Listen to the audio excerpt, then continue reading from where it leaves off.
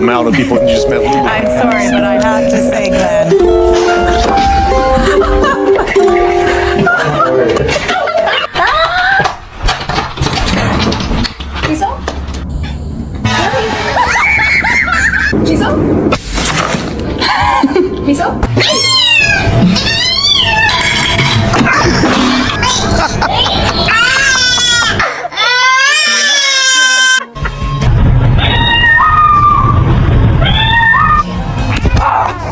I don't even know some Korean food.